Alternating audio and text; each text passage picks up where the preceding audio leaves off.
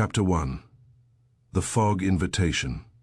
The invitation reached me on a damp afternoon in London, at an hour when the city's grey temperament appeared to settle heavily upon the soul. It was not the envelope itself that first arrested my attention, though it bore an uncommon thickness and a seal pressed with deliberate care.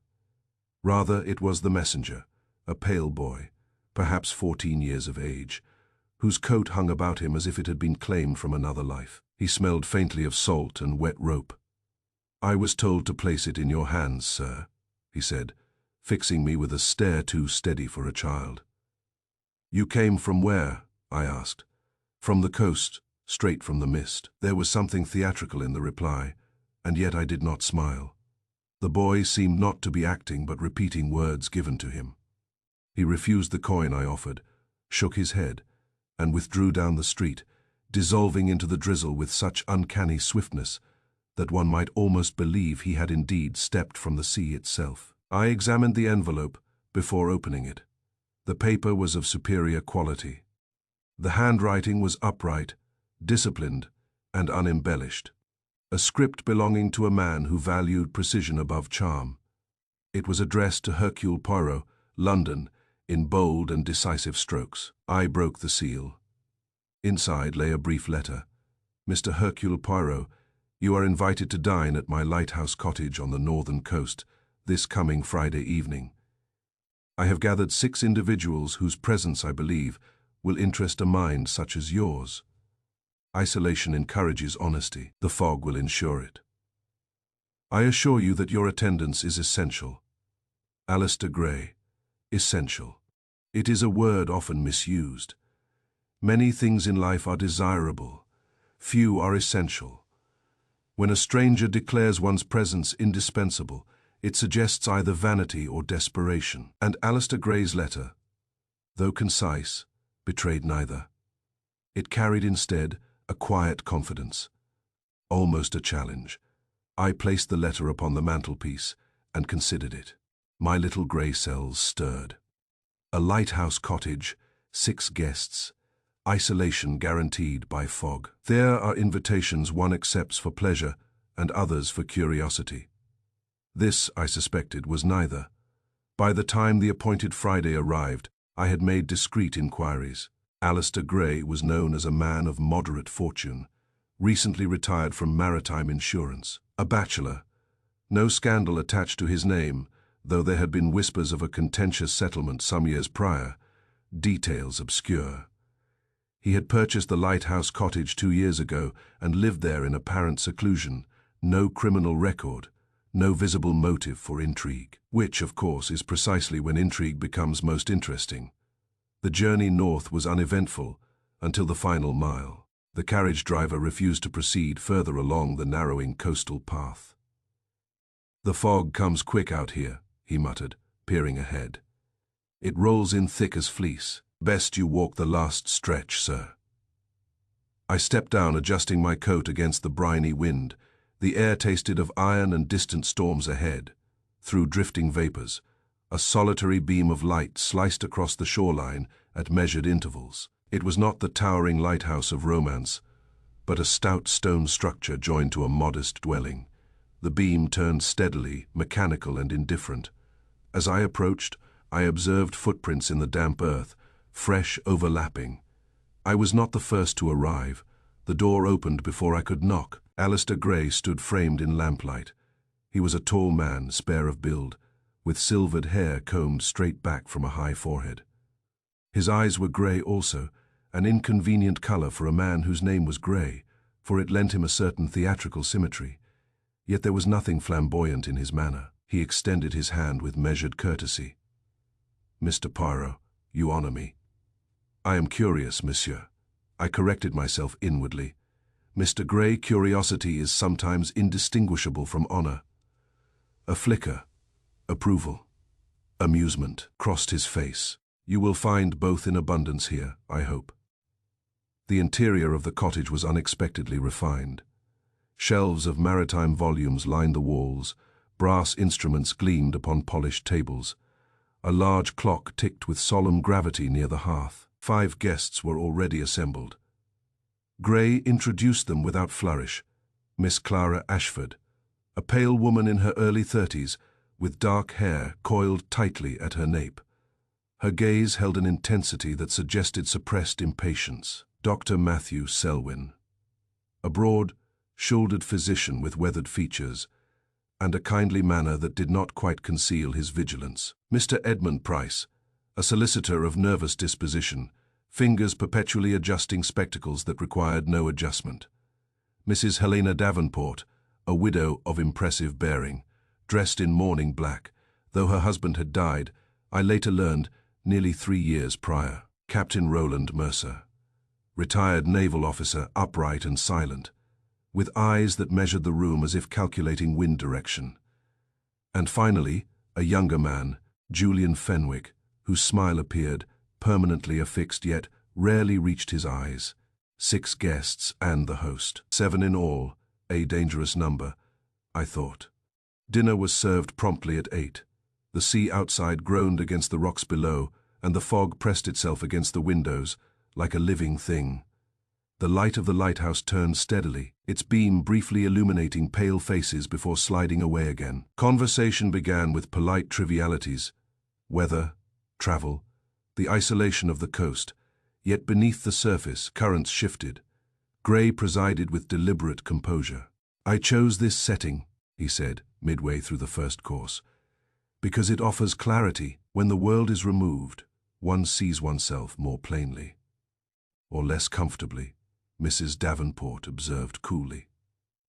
"Discomfort," Gray replied, "is often the beginning of truth."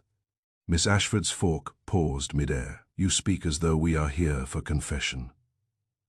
Gray smiled faintly. "Are we not?" There was a subtle tightening around the table. Dr. Selwyn cleared his throat. "I was under the impression this was a social gathering." "It is," Gray said calmly. "Social experiments can be most illuminating." I observed each face in turn. Surprise, yes, unease, certainly, but not ignorance. There were glances exchanged that suggested prior acquaintance among some of them. I sipped my wine. "Isolation encourages honesty," he had written. The fog thickened outside. By the time dessert was served, the path to the mainland had vanished entirely from view. The captain rose briefly to inspect the door. "Thick as wool," he murmured. "You couldn't find your own hand 5 paces out." "Then we are entirely dependent upon our host," Mr. Price said, attempting levity and failing. Gray inclined his head. "You are safe here."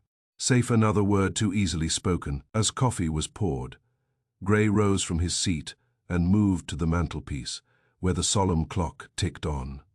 "There are matters," he began, "that bind individuals together in ways they do not always acknowledge. Shared histories, shared decisions." A faint tremor ran through Miss Ashford's hand. "I have invited you here," Gray continued, "because each of you played a part in an event that occurred 4 years ago." The silence that followed was not mere surprise, it was recognition.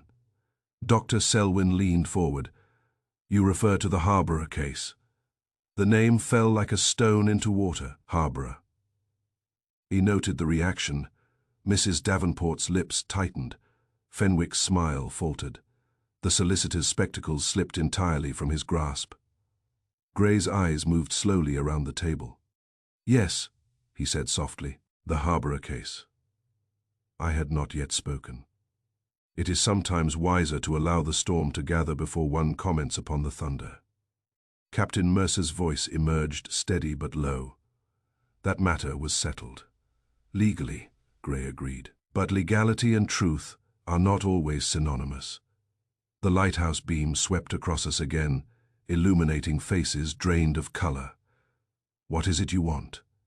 Miss Ashford demanded. Gray regarded her for a long moment. "Honesty. And if we decline?" He gestured toward the windows, where the fog pressed thick and impenetrable. "You cannot leave tonight." It was said without threat, yet the implication was unmistakable. I rose at last, adjusting my cuffs with deliberate calm. "Mr. Gray," I said, "you have orchestrated an unusual supper. You have assembled individuals connected by a past event, placed them in isolation, and suggested the need for confession." One must ask, what role do you assign to Hercule Poirot in this arrangement? A faint smile curved his lips. You, Mr. Poirot, are here as insurance. Insurance, Mr. Price echoed faintly. Yes, to ensure that the truth, once spoken, is understood. I held his gaze. And if the truth proves inconvenient? Gray's expression did not alter. Then it will be all the more necessary. The clock chimed 9. Outside, the sea groaned again, louder now, as though in warning. I returned to my seat, my mind already arranging possibilities, an unresolved case. 6 individuals bound by a past decision. A host who sought confession under conditions of enforced isolation. It was indeed a perfect setting for reconciliation or for accusation. As the evening deepened, subtle fractures appeared in the veneer of civility. Fenwick excused himself twice in quick succession. Mrs. Davenport refused further wine. Dr. Selwyn's geniality thinned. Only Gray remained composed, watchful. And I, Hercule Poirot, felt the delicate tension of a mechanism being wound. When men choose isolation, it is rarely for companionship. It is for control, and control, in such circumstances, is either preparation for truth or preparation for something far more deliberate.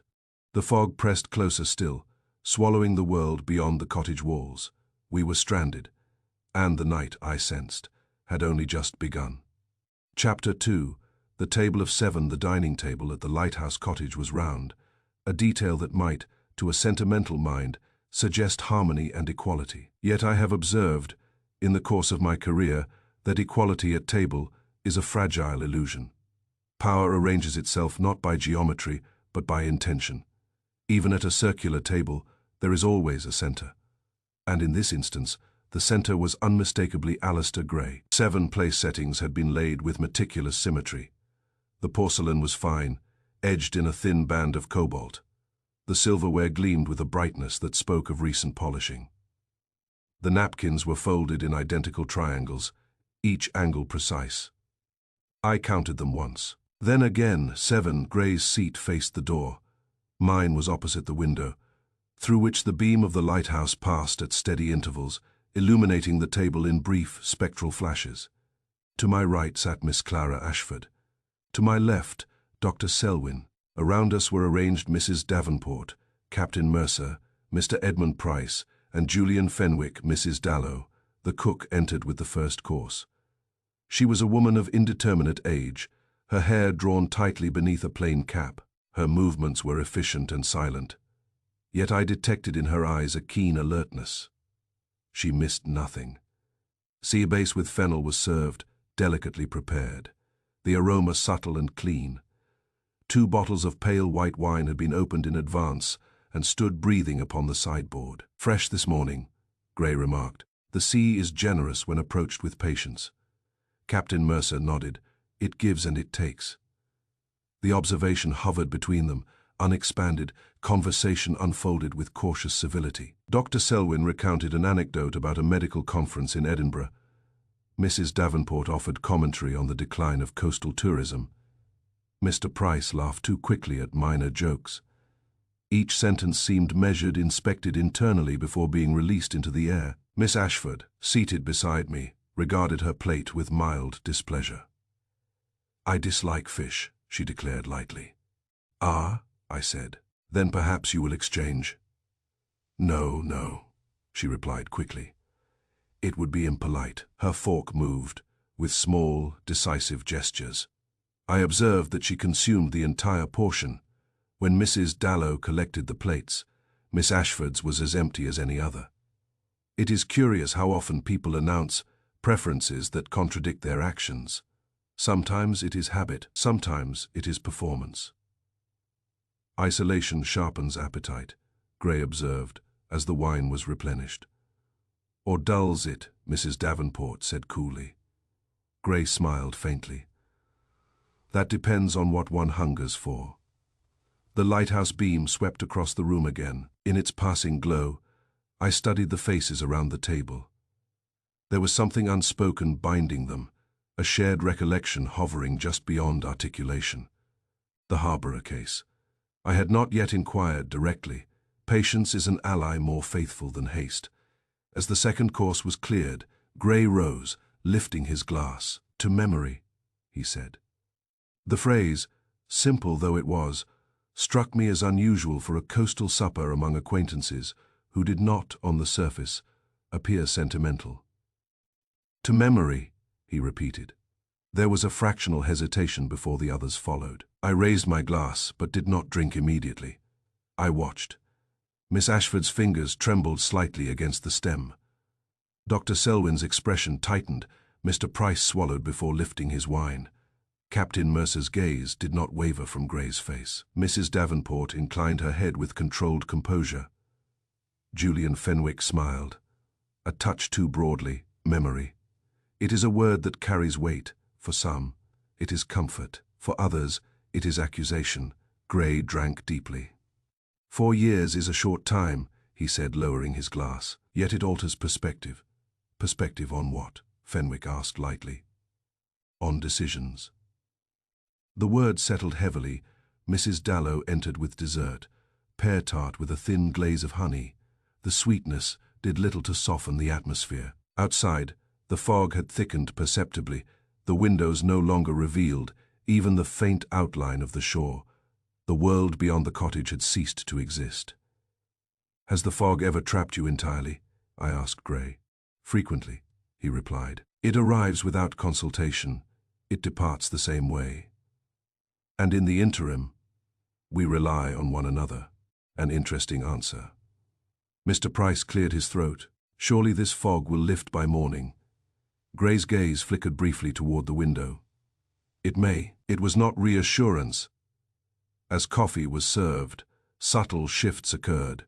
Fenwick rose and wandered toward the bookshelf, his fingers trailing idly along the spines. Captain Mercer checked his watch twice within 5 minutes. Mrs. Davenport requested a shawl, though the room was warm. Miss Ashford leaned slightly toward me. "Do you believe in collective guilt, Mr. Poirot?" she asked abruptly. "I believe," I replied, "that guilt is rarely collective. Responsibility may be shared, but guilt resides in the individual." Her eyes searched my face as though weighing the statement. "And if an individual refuses to acknowledge it, then it does not disappear. It merely waits." She sat back, silent. Gray resumed his seat and folded his hands upon the table. "You are all aware," he said calmly, "why you were invited." A ripple of tension passed through the group. "Because of Harborough," Dr. Selwyn said quietly. "Yes." Mrs. Davenport's voice was firm. "The inquest reached its conclusion. There is nothing further to discuss." "Inquests," Gray replied, "establish facts. They do not always uncover truth." Mr. Price's spectacles slid once more down his nose. He adjusted them with trembling fingers. "What is it you intend?" he asked. Gray regarded him steadily. "Conversation." "That is a modest term," Captain Mercer observed. Gray's lips curved slightly. "Truth need not be dramatic." "And yet you have arranged the setting for it to be so," I said. His gaze shifted to me. "Would you prefer less clarity, Mr. Poirot?" "I prefer proportion," I answered. "Clarity, when forced, can distort." There was a pause, brief, but charged. "I assure you," Gray said evenly. "Nothing here is forced." The clock upon the mantel chimed 10. The fog pressed closer still, a dense and silent barrier.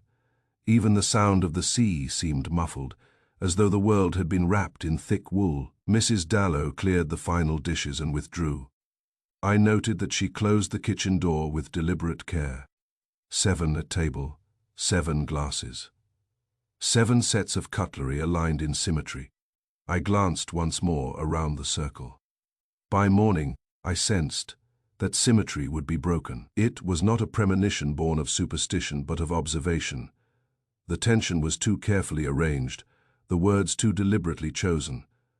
Gray had assembled this company with intention. Isolation was not an accident, it was a design. "Perhaps," Gray said softly, "we should retire for the evening. Tomorrow, we will speak more plainly." "About what?" Mrs. Davenport demanded. "About responsibility." The word lingered long after he rose. We dispersed gradually. Captain Mercer lingered by the hearth. Fenwick paused at the bookshelf once more. Miss Ashford excused herself quickly, her composure thinning. Dr. Selwyn offered a courteous nod in my direction, though his eyes were troubled. I remained a moment longer, studying the empty plates, the drained glasses, the precise arrangement of silver 7 place settings. I counted them again. In my experience, when numbers are presented with such care, they matter. As I retired to my assigned chamber, the lighthouse beam swept across the corridor, illuminating the walls in rhythmic intervals. The fog had erased all external reference. We might have been afloat at sea, untethered to land or law. Behind one of these doors, I thought, resides a secret not yet spoken. Behind another, perhaps a fear. And behind one mind, at least, an intention that extends beyond conversation. By morning, the number at the table would become the most important question of all. For in matters of mystery, it is not who is present that first demands attention, but who is absent. Chapter 3. The missing presence. The morning revealed a sea of deceptive tranquility. When I descended the narrow staircase into the dining room, the fog had thinned to a gauze drifting low over the rocks. The water beyond lay calm and metallic beneath a pale sky. There was nothing in the external world to suggest disturbance. Yet the atmosphere within the cottage was taut, as though the very walls had absorbed unease during the night. The breakfast table was again arranged with care. White porcelain cups, a pot of tea steaming gently, toast stacked in a silver rack, boiled eggs resting in their cups like small sentinels. I counted the chairs. 7. Dr. Selwyn sat already in place, stirring his tea without drinking it. Captain Mercer stood near the window, hands clasped behind his back. Mr. Price leafed nervously through a newspaper that had arrived 2 days prior. Mrs. Davenport's expression was cool but alert. Julian Fenwick appeared freshly groomed, his habitual smile restored with visible effort. Alistair Gray entered moments after I did, composed as ever. Only Miss Clara Ashford was absent. "Miss Ashford has not yet joined us," I asked lightly. "She will," Gray replied. "Mrs. Dallow has taken her breakfast tray upstairs." At that precise moment, the sound of hurried steps echoed from the staircase. Clara Ashford appeared in the doorway. Her face was drained of color. Her hair, usually so carefully arranged, hung loosely at her temples. She clutched the banister as though steadying herself against unseen movement. "I do not understand," she said before any greeting had been exchanged. Gray rose at once. "Miss Ashford, you are unwell." She looked around the room, her gaze darting from one face to another. "Why are you all looking at me so strangely?" "We are not," Mrs. Davenport said evenly. "You are," her voice trembled, not theatrically, but with genuine confusion. "I was told," Clara continued, "that I behaved oddly last night, that I spoke, that I dined." She pressed a hand to her forehead. "I did not." The silence that followed was heavy. "You were at table," Captain Mercer said with measured certainty. "No," she whispered. "I retired before dinner. I had a headache. I remember the sunset from my window. I remember lying down. After that, nothing." Julian Fenwick laughed, though without conviction. "Come now, Clara. You made quite a spirited defense of coastal cuisine." "I do not eat fish," she replied sharply. "You finished every bite," Dr. Selwyn said gently. Her eyes widened. "That is impossible." I observed her hands. They trembled visibly over the untouched toast Mrs. Dallow had just set before her. "Miss Ashford," I said quietly, "do you recall sitting here? Number. Do you recall Mr. Gray's toast?" Her brow furrowed. "Toast to memory," Mrs. Davenport supplied coolly. Clara stared at her as though the words had been spoken in an unknown tongue. "I do not understand any of this." Gray's expression remained composed, though I detected beneath it a flicker of watchfulness. "You were present," he said calmly. "You engaged in conversation. You consumed 2 glasses of wine." "I do not drink wine," she said faintly. "You did last night," Mr. Price insisted, his voice quavering. The lighthouse beam swept across the windows in slow, rhythmic intervals, casting shifting bands of light across Clara's pale face. She looked like a figure caught between illumination and shadow memory, when challenged by many voices, often bends before it breaks. I rose and moved slightly closer to her. "Miss Ashford, what is the last thing you remember clearly?" She closed her eyes, concentrating. "The sky," she murmured. "It was turning violet. I felt unwell. I excused myself." "To whom?" I asked. She hesitated. I cannot recall." Dr. Selwyn leaned forward. "You complained of the fish before it was served." "I was not here," she cried. The distress in her voice was genuine. It was not indignation, but fear. "One guest denying attendance," I said softly, "is a curiosity. 6 guests affirming it is something stronger." Her eyes met mine, pleading. "You believe me?" she said. "I believe," I replied carefully, "that something occurred which requires explanation." "No," Captain Mercer agreed. "It is not. Then what is it?" Clara demanded. Gray spoke quietly. "Perhaps fatigue. The mind protects itself from strain." "From what strain?" She shot back. No one answered. Mrs. Dallow entered at that moment, carrying a fresh pot of tea. Her gaze moved discreetly over the assembly. "You were at supper, miss," she said simply. "I served you myself." Clara recoiled as though struck. "You are mistaken." "I am not," Mrs. Dallow replied with quiet firmness. I studied the cook carefully. There was no hint of uncertainty in her tone. "Mrs. Dallow," I said, "did you observe anything unusual in Miss Ashford's manner?" A brief pause. "She seemed quiet at first," the cook said. "Then talkative, laughed more than the others." "I do not laugh loudly," Clara whispered. Fenwick smiled faintly. "Last night you did."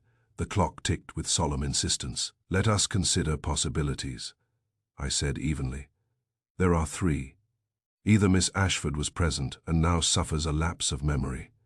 She was not present, and we are collectively mistaken, or there is deception." The word settled heavily. "Deception," Mr. Price echoed. "Intentional or otherwise," I clarified.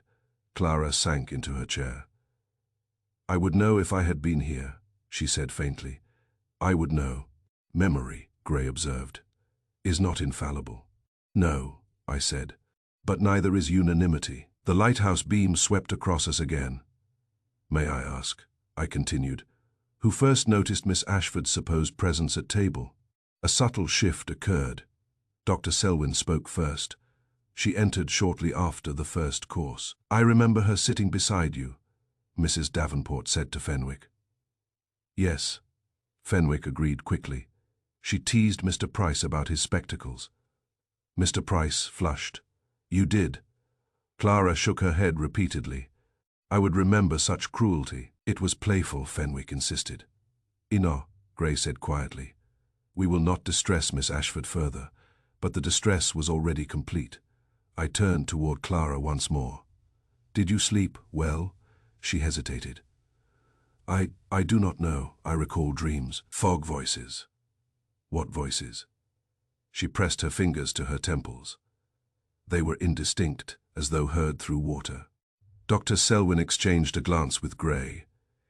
"Perhaps," the doctor suggested carefully, "you experienced a fainting spell, a period of dissociation." "I am not ill," she snapped. "No one suggests that you are." I noted something else. On the sideboard stood 7 wine glasses, washed and inverted. Yet one bore the faintest trace of lipstick, a deep crimson. Clara's lips were unadorned this morning. Mrs. Davenport wore a subtle shade of rose. "Miss Ashford," I asked gently, "did you bring cosmetics with you?" She looked startled. "Of course. And did you apply any last night?" "I told you. I was in bed." Her frustration was mounting. I moved to the sideboard and examined the glass discreetly. The color of the stain was darker than Mrs. Davenport's present shade. "Curious," I murmured. Gray's gaze sharpened. "You see something of interest." "I see," I replied, "that memory leaves traces, sometimes on the mind, sometimes on glass." Clara rose abruptly. "This is madness," she said. You are all conspiring to convince me of something that did not occur. Why would we? Captain Mercer asked quietly. She looked around the table, desperation creeping into her expression. I do not know, but I was not here. Her certainty, in the face of unanimous contradiction, created a fissure in the room more profound than any accusation. 6 guests affirming, 1 denying. Between those numbers lay a gap wide enough to swallow truth. Gray folded his hands once more. Perhaps, he said calmly, this is precisely why you are all here. For what? Mrs. Davenport demanded. To confront the instability of recollection. The phrase was too deliberate. I met Gray's gaze. You anticipated this, I said. He did not answer directly. I anticipated honesty, he replied. Clara's chair scraped sharply against the floor as she stepped back. I will not remain here to be told what I remember. You cannot leave, Captain Mercer said quietly. The fog has not lifted fully. She turned toward the window. The mist still clung low to the shoreline, obscuring the path inland trapped. I watched her carefully. Fear can produce denial, but so can guilt. And yet, there was something in her confusion that rang true. 1 guest denying attendance is a curiosity. 6 guests affirming. It is a conspiracy of certainty. But conspiracies require motive. As I resumed my seat, I allowed my thoughts to align. Either Clara Ashford's mind had been altered, or the memory of 6 individuals had been shaped. And if memory could be shaped, then last night's supper was no mere gathering. It was an experiment. The sea outside lay calm inside the cottage. Certainty was already dissolving. Chapter 4. The cook's confession. The kitchen of the Lighthouse cottage possessed a character wholly distinct from the rooms above. Where the dining chamber held polished conversation and measured glances, the kitchen bore the honest fatigue of labor. Copper pans hung from iron hooks, their rounded bodies catching what little light filtered through the dampened window. The long wooden table bore knife marks from years of use. The scent of herbs, salt, and clean steam lingered in the air like the memory of discipline. It was into this realm of practical order that I descended shortly after the uneasy breakfast had concluded. Mrs. Dallow stood at the central table. Her sleeves rolled precisely to the same height on each arm. She was trimming fennel bulbs with efficient strokes. The knife moved decisively. There was no wasted motion. One might describe her as a woman who did not indulge in unnecessary thought. Yet I have learned that such people often observe more than they appear to process. She did not start when she heard my step. That alone told me something. A guilty conscience startles. A guarded one prepares. "Good morning, Mr. Poirot," she said, without lifting her gaze. "If you have come for more tea, I can oblige." "I thank you," I replied, "but it is not refreshment that brings me, it is clarity." She paused only briefly. "I am but a cook, sir." "Ah," I said gently, "and yet the cook is often the one who understands the timing of events better than anyone, for you see when something is late." Her knife resumed its work, but I observed the faint tightening at the corner of her mouth. "The sea base last night," I began, "was admirable." "Fresh catch," she replied, "and served hot. Yes, to all." Her knife stopped. There it was, the smallest hesitation, no longer than a heartbeat. "To the table," she said. I moved a little closer, keeping my tone conversational. "I observed this morning that one plate bore the faint double ring of reheating. It had rested once upon the warming ledge. Then again, that is unusual when service proceeds smoothly." She wiped her hands upon a cloth, buying herself a moment. "One portion grew cold," she admitted. "It had to be warmed again." "Why did it grow cold?" "I had brought the first plates in," she said. "They were set before the guests. One was not touched. It sat too long." "Too long," I repeated. "Long enough for the steam to vanish?" "Yes." "And you returned it to the kitchen?" "I did." The kitchen window, filmed with condensation from the morning's boiling kettles, admitted only a softened light. The fog outside had not entirely lifted. It pressed itself faintly against the glass, blurring sea and sky into one indistinguishable wash. Even indoors, the lamp seemed less bright than the night before. Light, when softened, conceals more than shadow ever could. "Mrs. Dallow," I said gently, "when you first brought in the plates, were all 7 guests seated?" She hesitated. "I believe so." "Believe," I echoed, "or no?" Her jaw tightened. "They were gathering." "Gathering," I said thoughtfully, "that is not the same as seated." She met my eyes at last, and there was no foolishness in her expression. She understood that precision mattered. "Mr. Gray was in his place," she said slowly. "The others, most were. Most." She closed her eyes briefly, annoyed at herself for repeating the word. "You are pressing me into detail," she said. "Detail," I replied, "is where truth resides." She exhaled. "Clara Ashford's place had been near the window." "And when you returned with the reheated portion?" I asked. "The seat was occupied." "By whom?" She frowned. "By the young lady," she said cautiously, "Miss Ashford." "Are you certain?" I carried the plate to her position. "That is not what I asked." Her silence was answer enough. "You saw someone sitting there," I clarified, "in softened light, with the lighthouse beam passing at intervals." "Yes." "And you assumed it was Miss Ashford?" "I had been told the guests," she said defensively. "I knew where they sat." "Yet you did not hear her speak before the plate cooled." She hesitated again. "Number." The kettle on the stove began to tremble softly. She turned to lower the flame, grateful for the interruption. "When the plate sat untouched," I continued, "did anyone remark upon it?" "Not to me." "Did Mr. Gray?"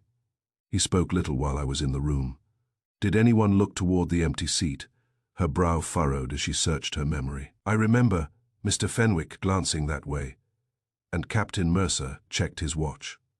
"Before or after you returned with the reheated portion?" "Before." "Interesting." "So there was awareness," I said quietly. She did not respond. "And when you served the reheated plate," I continued, "was there conversation?" "Yes." "What kind?" "Light jokes," the young lady said. She disliked fish. "Clara's declaration, 'And yet the plate was empty this morning,'" I murmured. Mrs. Dallow gave a small, uneasy nod. "She ate it," she said. "I cleared the plate myself." "Did you observe her eating?" "I do not stare at guests," she replied sharply. "Of course not, but you would notice if a plate returned untouched." I would, and it did not. Number the facts arranged themselves delicately in my mind. An empty seat at first service, a plate cooling, a reheated portion, a seat later occupied, a plate returned empty, a guest now insisting she had never attended supper. Somewhere within those movements lay intention. "Mrs. Dallow," I said softly, "did anyone enter the kitchen during service?" She hesitated. "Yes." "Who?" "Mr. Fenwick. He asked for a knife." "For fish." She gave a tight nod. "He said it in jest." "Did he linger? Did he speak with you?" "Only briefly." "Did he touch any of the plates?" "Number. You are certain?" "Yes." "And Dr. Selwyn?" "He asked for hot water." "At what time?" "After the first course." "Before or after the reheated plate was returned?" She thought carefully. "After." "So Dr. Selwyn entered, when the table was complete. And Miss Ashford did not come into the kitchen?" Number. Her answer was immediate. Firm. I studied her face. There was no flicker of doubt there. Whatever else might be uncertain. Clara had not visited the kitchen. That too was a piece. "Mrs. Dallow," I said, "when you returned the reheated plate, did Mr. Gray acknowledge the delay?" He did not comment. "Did he appear surprised?" Number concerned. She paused. Number prepared. I asked gently. Her eyes narrowed slightly. "I would not know." "But you sensed something," I pressed. She drew herself up. "I sensed," she said carefully, that Mr. Gray knew the evening would not proceed as a common supper. Because of the Harborough matter, she stiffened. I do not involve myself in their past. But you have heard the name. Yes, from whom? From Mr. Gray, when he instructed me to prepare for 7. Did he say why 7? Number. And did he instruct you to expect delay? Her silence answered again. Ah, I said softly. He had anticipated imperfection in the symmetry.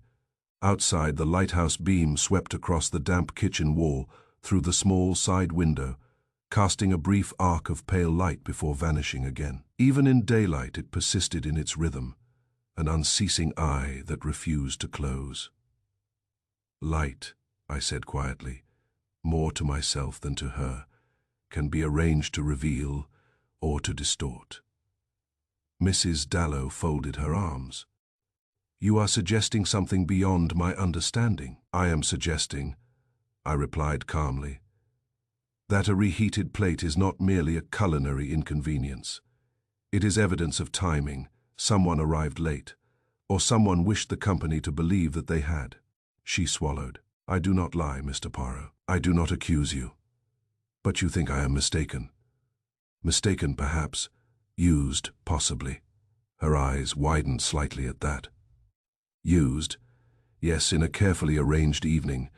Even the most practical woman may become part of a design without knowing it. She looked toward the doorway, as though expecting to see Mr. Gray standing there. You think Mr. Gray arranged this confusion? I think, I said. That confusion rarely arranges itself. The silence in the kitchen thickened. You must understand, she said finally, her voice lower now. Mr. Gray is a precise man. He does not leave matters unfinished. Precisely, I murmured. And you believe this was unfinished? I believe, I said, that something was incomplete when the first plate was set down, and that incompleteness is at the heart of this morning's denial. She shook her head slowly. It was only a plate. No, I replied gently, it was a gap. A gap in time, a gap in presence, a gap in certainty. The reheated plate suggested hesitation, perhaps absence. Someone had arrived late, or someone had wished it to appear so. And if Clara Ashford truly had not been present when the first course was served, then the memory of 6 others placing her there required explanation. Memory can be guided. A suggestion, repeated by authority, reinforced by detail, becomes conviction. I turned toward the door. Mrs. Dallow, I said quietly, if you recall anything further, no matter how small, you will tell me. She hesitated, then nodded. Yes, as I stepped back into the dim corridor, I felt the mechanism of the mystery tighten slightly. The circle of 7 had not been whole at the beginning. Someone had known it, and someone had prepared for the delay. The reheated plate had cooled once, but the truth behind it was only beginning to warm. Chapter 5. The wine evidence wine, unlike memory, possesses a virtue which human testimony does not. It leaves traces that can be measured, compared, and if one is attentive, interpreted. A spoken recollection shifts with the teller's emotion. A gesture can be misattributed. A phrase grows sharper or softer, depending on the need of the moment. But wine obeys gravity and contact. It clings to the rim of a glass. It settles in the curve of a bowl. It records the pressure of fingers along a stem with impartial fidelity. After my conversation with Mrs. Dallow, I returned to the dining room with a renewed sense of purpose. The breakfast service had been cleared, yet the sideboard still bore last night's washed glasses, inverted neatly upon a folded linen cloth to dry. The arrangement was orderly, too orderly. He counted them. 7. He counted again. 7. The number persisted, unblinking. 2 bottles of white wine stood nearby, their corks resting beside them like small, discarded witnesses. Both bottles were empty. I lifted one gently and angled it toward the light. A thin sediment clung to the base. It had indeed been consumed entirely. 7 guests, 2 bottles. And yet Clara Ashford now denied having attended supper at all. If she had not been present, then 6 had drunk. 2 bottles among 6 is generous but plausible. 2 bottles among 7, equally so. But the question was not quantity, it was contact. I carried the linen with the glasses to the table and began my examination. The lighthouse beam swept intermittently through the window, though daylight rendered it pale. The fog had thinned further, yet the sea wind had strengthened, rattling the shutters with restless impatience. It seemed as though the coast itself resented our delay in uncovering what had been arranged beneath its watch. I lifted the first glass. A faint crescent of lipstick stained the rim, subtle, rose-colored. Not recent, the washing had diluted it, but not erased it entirely. I compared the hue to my memory of Mrs. Davenport's lips at breakfast. Hers had been softer, lighter. This stain was deeper. Clara's lips that morning had been unadorned. I set the glass aside. The second bore no lipstick, but along the stem were faint smudges, natural, uneven, the impression of fingers that had held it without thought. The third was similar. The fourth displayed another lipstick trace, lighter in shade, perhaps belonging to Mrs. Davenport. The fifth bore only fingerprints. The sixth likewise. I reached the seventh. It was immaculate. Not merely clean, but immaculate. The bowl shone with a clarity inconsistent with the others. Where faint watermarks lingered on its companions, this one gleamed as though polished twice. The stem showed no smudge, no crescent shadow of touch. It was the tidiness of that glass which condemned it. 1 glass among 7 had been wiped too thoroughly. I smiled faintly. There are many ways to hide evidence. The most common is neglect. The most revealing is excess. At that moment, the door opened quietly. Alistair Gray entered. He observed me without surprise. "You find my housekeeping satisfactory, I trust?" he inquired calmly. "Most satisfactory," I replied. "Your glasses are of excellent quality." "I dislike waste," he said, approaching the table. "Wine should be enjoyed, not abandoned." "And glassware?" I asked lightly. "Should it be polished immediately after use?" A flicker passed through his eyes, so slight that a less attentive observer might have missed it. "I often attend to it myself," he replied. "Mrs. Dallow is diligent, but I prefer things done thoroughly." "How admirable," I said, lifting the immaculate glass delicately between my fingers. "This one, for example, has been attended to with particular devotion." He did not reach for it. "I cannot abide stains," he said evenly. "Nor can I," I replied, "especially when they differ from the pattern." He inclined his head. "You believe there is a pattern?" "I believe," I said, "that 6 glasses show the honest imperfection of handling one does not." He regarded the glass thoughtfully. "Perhaps it was unused." "Indeed," I said gently. "Then one guest drank no wine. That is possible. Miss Ashford denies she attended supper," I reminded him. "Yes, yet 6 others recall her consuming 2 glasses. They may be mistaken." "6?" I asked quietly. He did not answer immediately. The wind struck the shutters again, sharp and insistent. "1 erased fingerprint," I continued, "is more eloquent than a dozen spoken denials." Gray's expression remained composed. "You suspect deliberate wiping." "I observe deliberate wiping. By whom?" "That," I said, "is the interesting question." He moved closer now, studying the glass with me. "Suppose," he suggested calmly, "that I polished it this morning, as is my habit. After breakfast." "Yes, and why only 1?" He hesitated, then gave a faint smile. "Perhaps it displeased me." "Ah," I murmured. "Aesthetic dissatisfaction." He met my gaze squarely. "You are searching for evidence of absence." "I am searching for evidence of alteration," I corrected.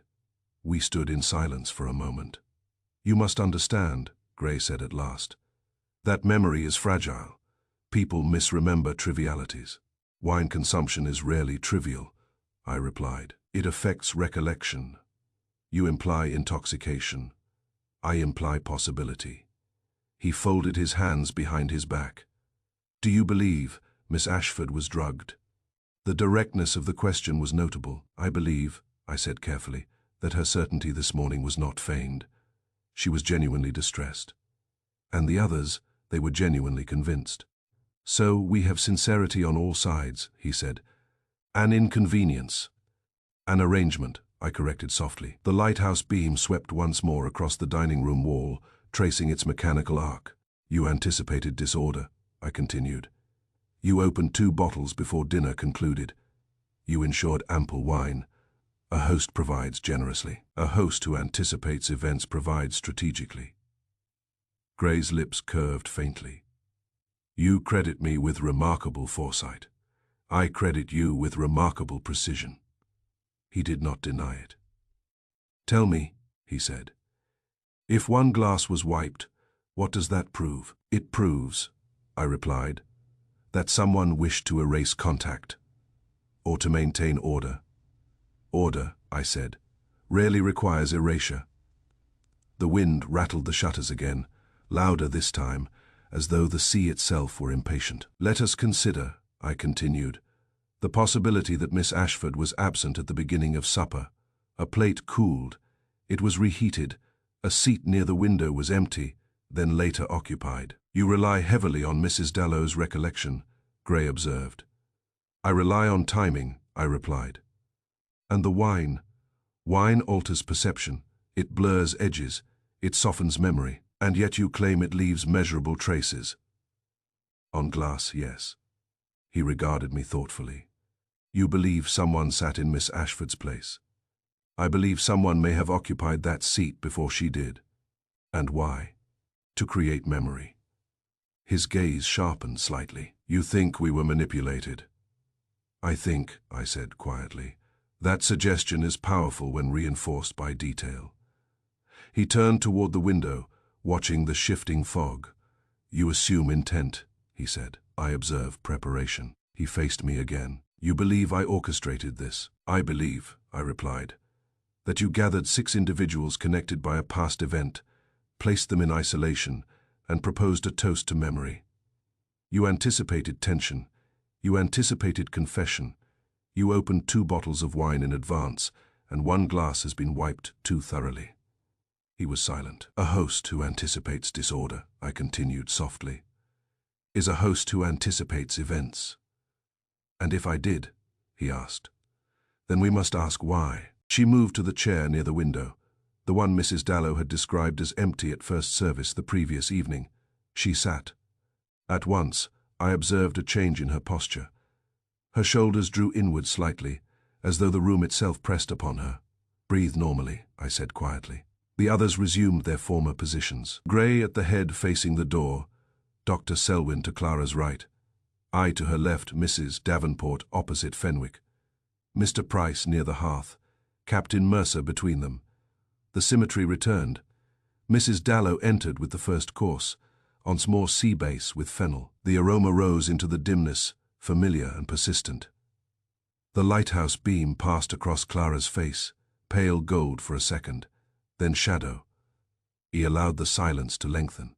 Mr. Gray, I said, if you would be so kind. He understood. Raising his glass, he spoke. The words seemed to hang heavier than before. Clara's fingers twitched against the tablecloth. Repeat it, I said gently. To memory, Gray said again. The others, subdued, followed. Clara's breathing altered. It grew shallower. What do you perceive? I asked her quietly. She closed her eyes. I feel. Her voice trembled. It is warm. The room, I prompted. Yes, and confined. That is accurate, I said softly. Continue. The light. It moves. The lighthouse, Captain Mercer murmured. Yes, she whispered. It keeps passing. Her hands tightened upon the edge of the table. Do not force it, Dr. Selwyn cautioned gently. I am not forcing, I replied. I am restoring. Mrs. Dallow set a plate before Clara. The scent of fennel rose distinctly. Clara inhaled sharply. I remember this, she said faintly. The room grew utterly still. What do you remember? I asked. The taste, she whispered. It was stronger than I expected. You said you disliked fish. I reminded her gently. A flicker crossed her face. Yes, I said that. And did you eat? She hesitated. Yes. A ripple of tension moved around the table. You are certain? Mrs. Davenport asked. Clara nodded slowly. I tasted the wine after. It was sharp. First glass? I asked. Yes. And the second? Her brow furrowed. There was laughter. Yours? I asked. She flinched slightly. Too loud, she murmured. It sounded wrong. Wrong how? Like I was pretending. Julian Fenwick shifted in his seat. Pretending what? He asked, attempting lightness. She did not look at him. Pretending not to care, she said softly. The lighthouse beam passed again, briefly illuminating her eyes. They were no longer vacant with confusion. They were focused inward. Continue, I said gently. I remember. She swallowed. Mr. Price dropped his fork. Mr. Price stiffened. I did not. You did, Captain Mercer interjected quietly. It clattered. Clara nodded. Yes, and someone stood. Who? I asked. Her breathing quickened. Near the window, the light. I could not see clearly. Before or after you tasted the fish? I asked carefully. Before, she whispered. A silence followed. Was the chair empty when you entered? I asked. Her eyes opened suddenly. I was not there at first, she said. The words fell like a stone into water. What do you mean? Dr. Selwyn asked. I was in my room. I remember lying down, the sunset then. Then, I pressed softly. Gray's head lifted slightly. A knock, I repeated. Yes, at my door. Who knocked? Mrs. Davenport demanded. I cannot see his face clearly. The light was behind him. I asked gently. She nodded. He said I should come down, that I was expected. Expected, I murmured. And did you go? Yes, immediately. She hesitated. Number, I waited. I washed my face. Did you apply lipstick? I asked quietly. Her hand rose instinctively to her lips. Yes, Mrs. Davenport inhaled sharply. And when you entered the dining room? I prompted. The first plates were already there. Mrs. Dallow's gaze flicked toward me. The seat near the window, I asked. It was empty, she said faintly. They were waiting for you? I asked. No, she whispered. For something. The lighthouse beam swept again, casting moving shadows across the walls. Clara, I said gently, did you consume 2 glasses of wine? Yes, and after the second, she swallowed. The room felt softer, blurry. Yes. Did you feel unwell? She hesitated. Not unwell, detached. Detached how? As though I was watching myself speak. A murmur moved around the table. Environment, I said quietly to the group. Edits memory as surely as ink edits paper. When lighting shifts, recollection follows obediently. Gray's gaze remained steady upon Clara. You are suggesting suggestion, he said calmly. I am demonstrating it, I replied. Clara's breathing slowed. I remember laughing, she said. And then, I remember nothing. No dessert, Mrs. Davenport asked. Number yet. Your plate was empty, I said. She nodded, slowly. Yes. Dr. Selwyn leaned forward. You experienced dissociation, he said gently. The wine may have intensified it. Or suggestion, I said quietly. Clara looked at me. Did I truly forget? She asked. For a time, I replied. But the mind preserves impressions. They require the correct light. Gray folded his hands. You have restored her memory, he said evenly. Partially, I corrected. And what does it prove?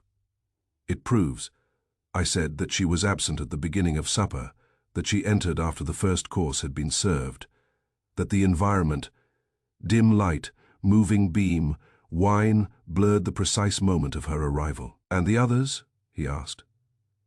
They incorporated her presence backward, I said calmly. The mind prefers continuity. Captain Mercer nodded slowly. When she sat, he said, it felt as though she had always been there.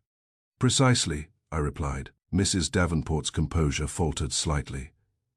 You are accusing us of fabrication. I am accusing no one, I said gently. I am explaining how perception functions. Clara looked down at her plate. I was late, she whispered. Yes, I said softly. And the first plate? Grew cold, Mrs. Dallow said quietly. Silence settled heavily. The lighthouse, I continued, does not only guide ships, it dictates what can be seen in its moving light. Faces change, certainty wavers. Gray regarded me steadily. You imply that the evening's confusion was environmental. I imply, I replied, that environment was used. By whom? Fenwick demanded. I let the question linger.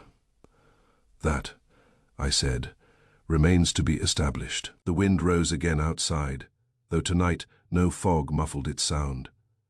The shutters trembled sharply.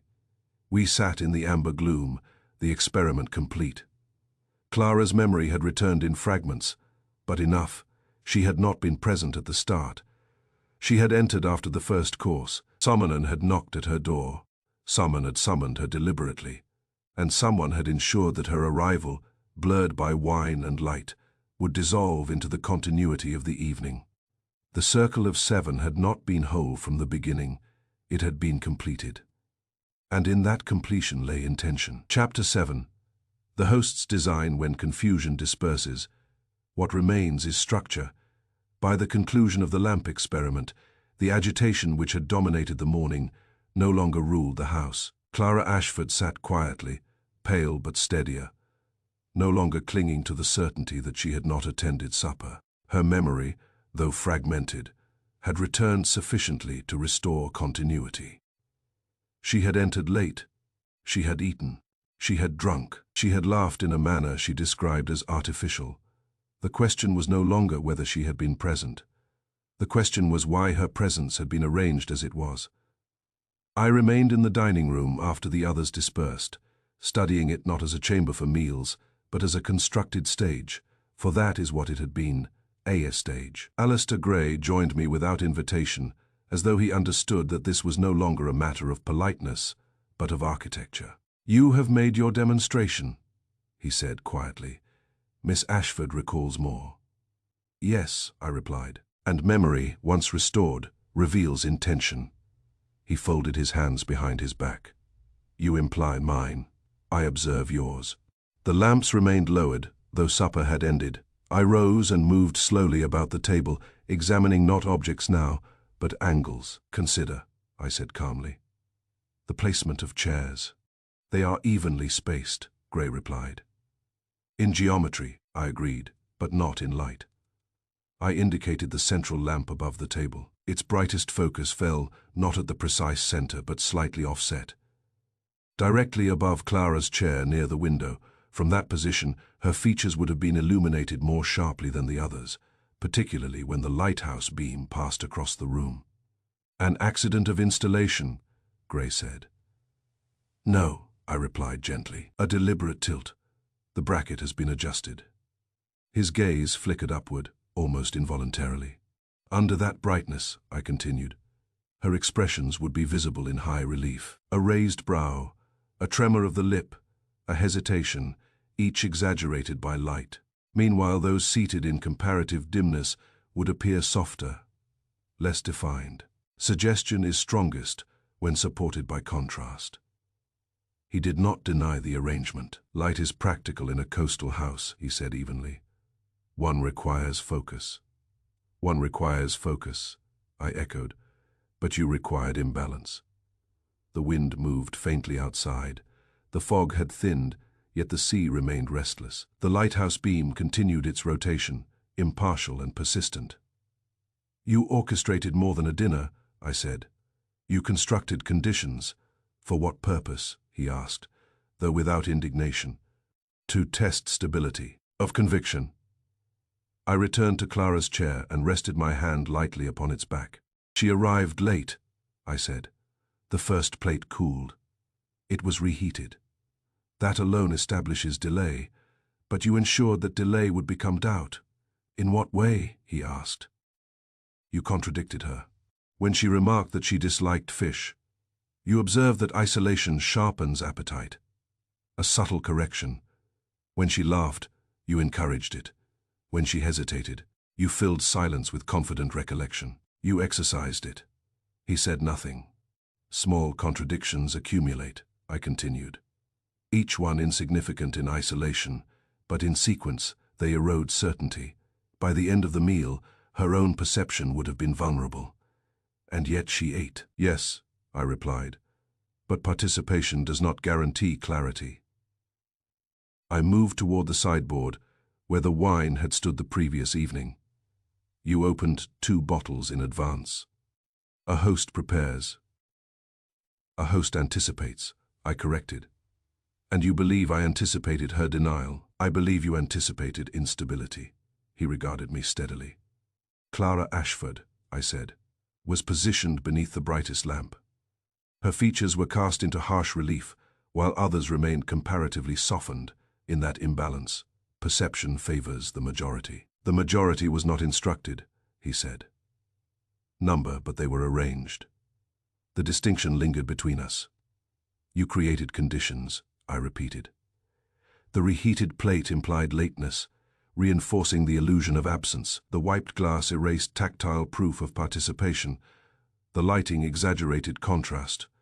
The moving lighthouse beam fragmented perception, each element small, together, persuasive. You speak as though it were a laboratory, he said. It was.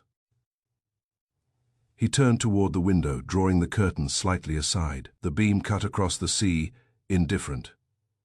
You believe I engineered her doubt. I believe, I replied, that you engineered the environment in which doubt could flourish. And why would I do that? He asked quietly. That, I said, is the question. He faced me again. You assume cruelty. I observe precision. He smiled faintly. Precision can be misinterpreted. Not when it repeats, I replied. Silence settled briefly. Throughout the meal, I continued, you subtly contradicted her remarks, encouraging doubt in cumulative doses. When she spoke, you rephrased. When she hesitated, you clarified. When she laughed too loudly, you described it as spirited. He did not deny it. You were building a narrative, I said. For whom? He asked. For the table. And for Clara. Yes. He folded his arms. You describe manipulation. I describe design. And you condemn it.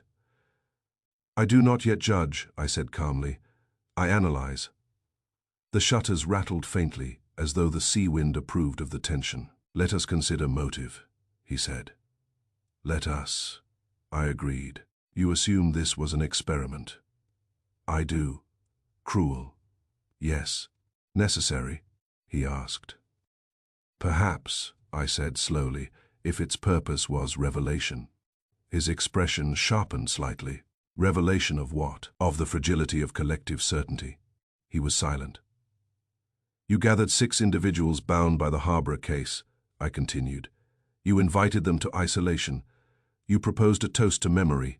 You constructed a situation in which one person's recollection could be challenged by many. You then supplied witnesses to overwrite it. And the conclusion? He asked. That memory, when confronted by unanimity, bends. He nodded almost imperceptibly. And if that bending reveals guilt, he asked, then you risk injustice, I replied. The words lingered. You are suggesting, he said carefully, that I intended to demonstrate something to them. Yes, and to you, possibly. He allowed a faint smile. You flatter me. I am not flattering, I said. I am recognizing pattern. He moved slowly around the table, stopping beside Clara's chair. You see cruelty, he said. I see control. And if control were required. For what? I asked. For confession. The word fell quietly, yet with weight. You hoped, I said slowly, That destabilizing one memory would destabilize others. He did not answer directly. You wished, I continued, to demonstrate that certainty is fragile, that what six recall confidently may be constructed. And if it was constructed before? He asked quietly. The implication settled heavily between us. You refer to Harborough, I said. Yes, there it was. You believe, I continued carefully, that their shared recollection of that event may not be reliable. I believe, he said, that memory can be shaped. And you wish to prove it? Yes. The admission, though controlled, was unmistakable. You used Clara, I said. I used circumstance, he corrected. Circumstance you arranged. Yes, we stood facing one another in the amber dimness. It was an experiment, I said finally, cruel in its precision. Cruel, he repeated softly. Or necessary. That depends, I replied, on what you intend to reveal. He returned to his seat and lowered himself into it slowly. You have understood much, he said, but not all. I rarely do at this stage, I replied. He leaned forward slightly. Then allow me to clarify one thing. I did not seek to erase Clara's memory. I sought to demonstrate how easily it could be altered. And you have succeeded, I said. Yes, but at what cost? He did not answer. The lighthouse beam swept once more across the room, illuminating his face briefly before sliding away. You positioned light and shadow. I said quietly, you controlled timing. You influenced narrative. You erased tactile proof. You constructed witnesses, all to demonstrate that certainty can be manufactured. Yes, and why now? I asked. Because 4 years ago, he said slowly, certainty destroyed a man. The sea wind rose sharply outside, striking the shutters with renewed force. I felt the mechanism shift. The experiment had not been random. It had been preparation. And if certainty had destroyed a man at Harborough, then this dinner was not merely a demonstration of fragility. It was the opening move in something far more deliberate. Chapter 8. The motive revealed. A mystery may begin with a body, but it is rarely sustained by the corpse alone. It is sustained by intention, by the invisible pressures that compel human beings to attempt what is risky, what is elaborate, what is, in the end, foolish. I had watched Alistair Gray for 2 days in a house that seemed designed less for living than for observation. I had watched his civility, precise, restrained, never quite warm. I had watched his careful phrases, his habit of standing where the lighthouse beam would briefly illuminate him, as though he preferred to be understood in fragments rather than in full. But it was not his manner that troubled me most. It was his confidence. A man who hosts 6 reluctant guests and then engineers a demonstration of fractured memory does not do so for amusement. He does not do so for the pleasure of intellectual performance, because such pleasure is too expensive at the cost of danger. He does it because something is at stake. And when something is at stake, one must ask what. That morning, after the tension of the lamp experiment had settled into a quieter unease, I sought Clara Ashford. I found her not in the dining room, where the light and the company pressed upon her, but in the narrow sitting room overlooking the rocks. The fog was thinner now, yet it still lurked in pale ribbons above the sea, retreating and returning like a hesitant thought. Clara sat by the window with her hands clasped tightly in her lap. She had changed her dress, as if an alteration of fabric might reassure her that she remained herself. Yet her face held that strained, inward focus of a person attempting to retrieve something from a mind that has betrayed her. You are kinder when you are silent, she said as I entered, the others' voices. Each one makes it harder to think. Then we will not invite them in, I replied gently. I took the chair opposite her and sat with my customary composure. For composure is sometimes a gift one offers a frightened person. She looked at me with a mixture of gratitude and shame. I was late, she said. Yes, and I forgot it. For a time. I do not like that you say it so calmly, she whispered, as if forgetting one's own evening is ordinary. It is not ordinary, I replied, but it is understandable when there are forces that encourage it. Her fingers tightened. You mean the wine? And the light, I said. And suggestion, she swallowed. So I am weak. No, I said firmly. You are human. She stared down at the carpet. I have never forgotten like that before. That, I replied quietly, is important. Her gaze lifted sharply. You believe it was done to me? I believe, I said, choosing the words with care, that the evening was arranged so that doubt would attach itself to you. She frowned. Why me? It was the question at the heart of everything. Why erase a guest from her own evening? Why create the appearance of absence, then enforce it with confident witnesses? Why risk scandal, confrontation, and the presence of Hercule Poirot? If the goal were mere amusement, a man may dislike a guest, he may resent her, he may even fear her. But this had been methodical, strategic, designed to persuade others, not merely to distress her. Tell me, I said softly, what is your relationship to Mr. Gray? She hesitated, and in that hesitation I saw the first glimpse of the answer. He was. My guardian, she said at last. Was? Until recently, she replied. Or until something changes. What changes? Her lips parted, then closed again. Clara, I said gently, you are among strangers who have already turned your memory into a battleground. In such circumstances, secrecy is not protection. It is vulnerability. She flinched. You do not understand, she whispered. People think I am delicate. Do you think so? No, she said quickly. Number, I have always been capable. But my father, before he died, he worried. About what? About my mother's side of the family. I waited. She was ill, Clara said quietly. Not in the body, in the mind. There were times she did not know where she was. There were times she imagined things that were not there. And your father feared you would inherit this. She nodded, eyes bright with anger and humiliation. He wrote it into the arrangements, she said, as though I were already guilty of madness. Arrangements. There was that word again. Your father left money, I asked. Yes, a trust. And Mr. Gray manages it. Yes. And when do you receive it? She drew a breath as though the answer cost her. On my 32nd birthday, she said.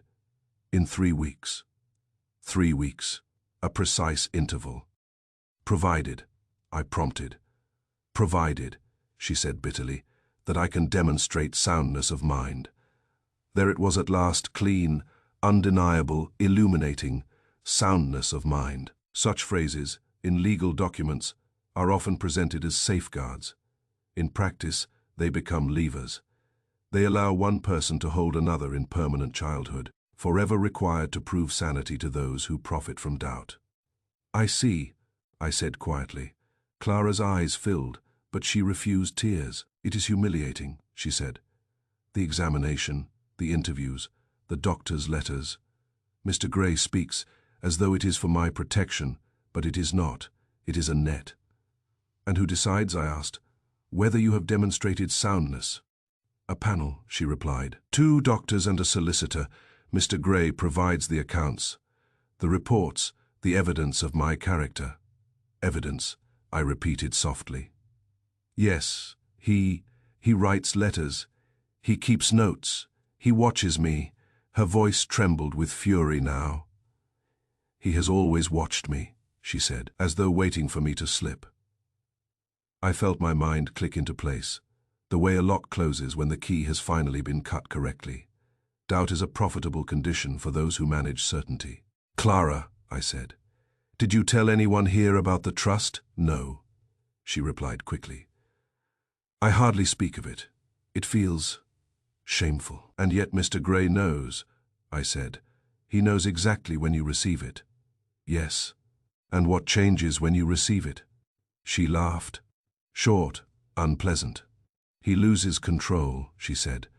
He loses the accounts, the authority, the ability to protect me. And if your claim is delayed? Her laughter ceased. He keeps it, she whispered.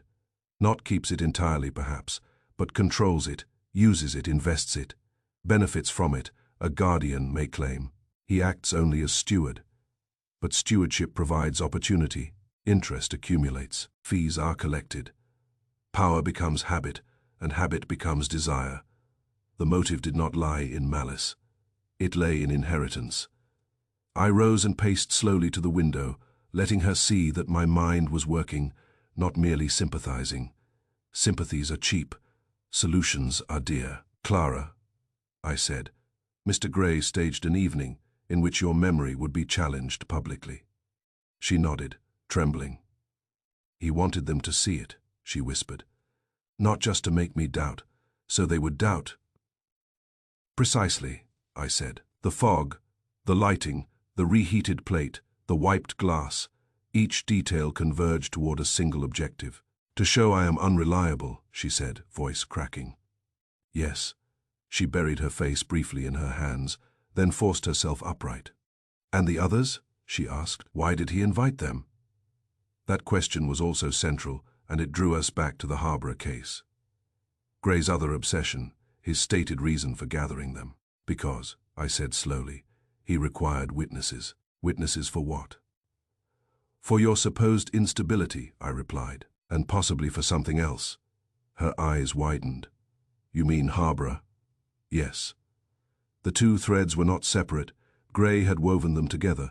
He had invited individuals linked by a past event and used them as a chorus to override one person's present reality. It was elegant in its cruelty. He could claim it was an intellectual demonstration about memory and guilt, while also collecting testimony that harmed Clara's future. Mr. Poirot, Clara whispered. Will they believe him? They believed him yesterday, I said honestly. But belief can be corrected when one shows the mechanism that produced it. How? You allow me, I replied, to speak with Mr. Gray. Her face tightened. Evidence is a structure. I left Clara then, not because she was unimportant, but because she had provided the keystone. Now I required the arch, in the corridor. I encountered Dr. Selwyn exiting the small library. His expression was thoughtful, troubled, and, if I was not mistaken, weighted with personal discomfort. Doctor, I said, a moment, if you please. He stopped at once, polite but guarded. Yes, Mr. Poirot. You have an interest in Miss Ashford's condition, I said. Concern, he corrected. Concern is an interest of the highest kind. He did not smile. I am a physician, he said. It is my nature. And yet, I replied, your concern has a particular sharpness. His eyes flickered. You observe too much, he murmured. It is my occupation, I said gently. Tell me, doctor, have you ever assessed Miss Ashford's mind professionally? His jaw tightened. Number, have you been asked to? He hesitated. Just enough. I was contacted, he admitted reluctantly. Not formally, a letter, an inquiry. By Mr. Gray? Yes.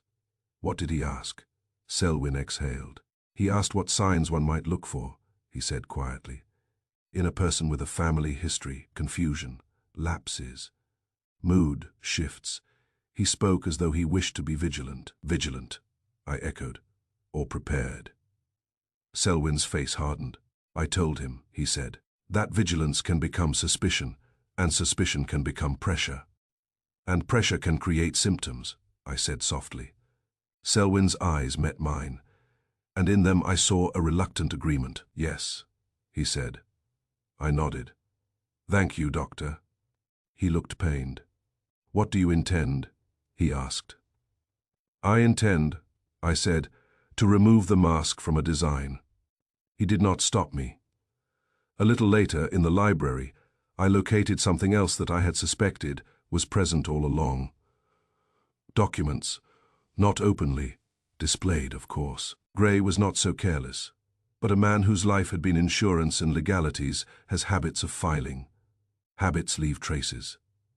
The library shelves held maritime volumes, but beneath a row of navigational charts, I found a cabinet locked with a small brass keyhole. Such locks are rarely meant to prevent entry. They are meant to discourage curiosity. I did not force it. I am not a burglar. Instead, I rang the bell for Mrs. Dallow when she arrived, wiping her hands. I said quietly, "Madam, I require a favor. Mr. Gray's keys. Do you ever handle them?" Her eyes widened, then narrowed. "I am not his servant in that way," she said. "Number, but you live in this house. If a key is misplaced, a practical woman finds it." She hesitated, then reached into her apron pocket and produced a small ring with 2 keys. "He leaves them," she said grudgingly, "always on the sideboard. I put them away when I polish." "Thank you," I said. She watched me with disapproval as I selected the smaller key and opened the cabinet. Inside were folders, neatly labeled in Gray's precise hand. Accounts, correspondence, legal names. And there, without difficulty, I found what I needed. Ashford Trust conditions I read quickly, but with care. Clara's father had indeed established a substantial trust. Release at 32, contingent upon certification of soundness of mind, guardian's reports admissible, witness statements admissible. Delays permitted if doubt arose. A clause about episodes of confusion and inconsistent recollection. It was almost as though the document had been written with last night's supper in mind, which, of course, it had not, yet it had created the opportunity for exactly such a supper to be weaponized. I replaced the folder and closed the cabinet. Mrs. Dallow was still standing there, rigid. "You did not see that," I said. "I saw enough," she replied grimly. "A practical woman," I said, "is often braver than those who speak of principles." She did not respond, but her eyes held a new understanding, perhaps even a new disgust. With the mechanism now visible, I sought Alistair Gray. I found him in the dining room, alone, staring at the lighthouse beam as it swept across the drawn curtains. He looked like a man listening to something no one else could hear. "Mr. Gray," I said. He turned. "Mr. Poirot." "You enjoy designs," I said pleasantly. His expression remained polite. "I enjoy order." "And control," I added softly. He did not flinch, which was itself a kind of confession. "Have you spoken with Miss Ashford?" he asked. "Yes. And I understand your motive." A faint tightening around his mouth. "Motive is a word for crime," he said evenly. "It is a word for intention," I replied. "And intention is the skeleton beneath every action, whether lawful or unlawful." He stepped closer. "You have no authority here," he said quietly. "Authority. Another word that grows dangerous when spoken with certainty." "I have reason," I replied. "And I have evidence." He smiled faintly. "Evidence of what? That I hosted a dinner? That I adjusted lamps?" "Evidence," I said. "That you staged a contradiction to portray Miss Ashford as unreliable."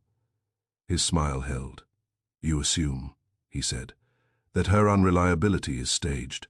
Because you require doubt," I replied. "Doubt delays her claim."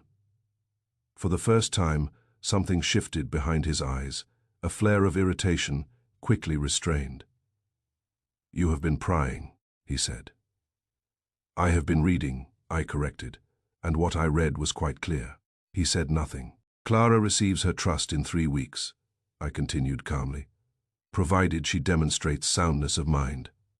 You, her guardian, supply reports and testimony. You invited 6 witnesses. You created a public contradiction. You intended to present it as evidence of instability." The words were precise, and precision has a peculiar power. It leaves a liar little room to breathe. Gray's voice remained controlled. "You misunderstand," he said. "No," I replied. "I understand perfectly. Doubt is profitable for those who manage certainty." His lips thinned. "You speak as though I am a villain," he said. "I speak as though you are a man who has grown accustomed to power," I replied. "And power, like wine, changes the flavor of everything it touches." His eyes hardened. "I have protected Clara," he said, "from herself, from predatory men, from foolish decisions." "And from independence," I added gently. He stared at me. "You cannot prove what you suggest," he said. "I can prove the design," I replied. "And once the design is seen, motive is no longer speculation." He laughed softly. But the laughter lacked amusement. "You think you have uncovered me," he said. "I think," I replied, "that you have revealed yourself." He moved toward the sideboard, his fingers touching the polished glassware with almost tender care. The gesture was revealing. He sought comfort in objects that did not accuse. "You do not understand what Clara is," he said quietly. "She is a woman," I replied. "A woman you wish to keep as a dependent child." "And if she is not stable?" he demanded. "If she inherits her mother's condition?" "Then we address that truth honestly," I said, "not by manufacturing doubt." He turned sharply. "Manufacturing?" he repeated. "Yes," I said. "By light, by fog, by wine, by careful contradiction, by a reheated plate that signals lateness, by a wiped glass that erases tactile proof. You did not merely observe instability, you attempted to create it." The room felt suddenly smaller, the air heavier. Outside, the sea wind rattled the shutters like a fist. Gray's face tightened, then smoothed again into practiced civility. "You will find," he said coolly, "that few care how a conclusion is reached, so long as it seems reasonable." "Ah," I murmured, "that is a dangerous philosophy." He stepped closer. "You are very certain," he said. "Not certain," I corrected, "aware." He held my gaze. "And what will you do with your awareness, Mr. Poirot?" I allowed a pause, long enough for the weight of the question to settle. "I will do," I said at last, "what I always do. I will ensure that the truth, once seen, cannot be unseen." For a moment, the mask cracked. His composure faltered, only slightly, but enough. "You cannot keep her here," he said, voice lower now. "She will destroy herself." "No," I replied, "but you may destroy her if you continue." He stared at me as though he hated me, not for my words, but for my clarity. Then, with a controlled movement, he turned away. "You have mistaken my purpose," he said coldly. "Have I?" I asked. He did not answer. Yet in that silence, the matter was settled. He had meant to prove she was unreliable. Instead, he had revealed himself. And now, with motive exposed, the house's tension shifted once again. The guests were no longer trapped in a mere puzzle of memory. They were caught within a struggle for power and reputation, with Clara's future as the prize. But there remained one further question, heavy and unresolved. Why, if the goal was only Clara's trust, had Gray entangled the Harborough case so insistently? Because one scheme is rarely enough for a man who believes he has discovered a method, and methods, once tasted, are repeated, until they become fatal. The lighthouse beam swept across the curtains again, indifferent. It did not only guide ships, it dictated what could be seen. And now, at last, it illuminated the shape of Gray's design, clear, cruel, and dangerously incomplete. Chapter 9, Proof in the beam confrontations, when conducted properly, should not resemble quarrels. They should resemble demonstrations. A raised voice clouds the issue, a measured voice clarifies it. And so, when I requested that we gather once more in the lantern chamber of the lighthouse itself, I did not do so theatrically.